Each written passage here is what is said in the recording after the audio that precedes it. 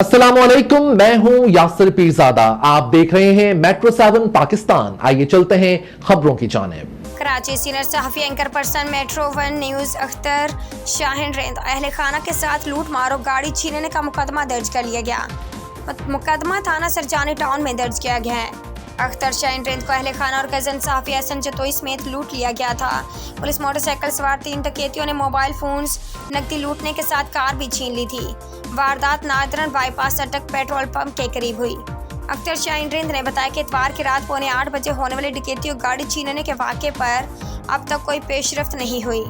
Police छीनी की Cultus car number AUY 139 का सुराग लगाने में नाकाम है। एडिशनल IG कराची खादिम हुसैन रेंद की नोटिस लेने का भी कुछ असर नहीं हुआ। मुतासरा सहाफ़ी थाना पुलिस ने मददगार 15 के ऑपरेटर के खिलाफ बयान लिखने से मना कर दिया। मददगार 15 के ऑपरेटर ने बर वक्त मदद नहीं भेजी, ना ही वायरलेस पर पैगाम भेजा। मददगार 15 की नाअहली पर भी एक्शन लिया जाए। गाड़ी और लूटा हुआ सारा सामान फौरी बरामद कराया जाए।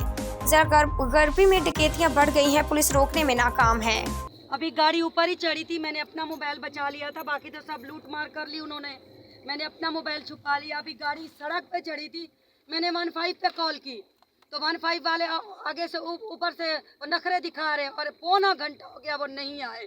मासूम बच्चों को लेकर जंगल में बैठी हुई, आप देखे जंगल। मैंने अपने रिश्तेदारों को फ़ोन किया, वो लोग पहुंच गए, सब पहुंच गए, लेकिन 15 अभी आई है, आपके सामने आई होगी, आपने देखा होगा।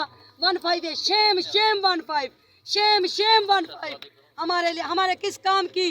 हमारी गाड़ी छीन के ले गए, हमारे पास पैसे थे वो हमें लूट के ले गए। मासूम बच्चे देखो, इनको नींद आ रही है। ऐसे जंगल में बेचारे बच्चे भी डरे हुए हैं, सहमे हुए हैं, तो इन लोगों को किस लिए रखा गया? हमारी हिफाजत के लिए रखा गया। ये वाक़े आए दिन होते हैं, आए दिन वाक़े होते हैं।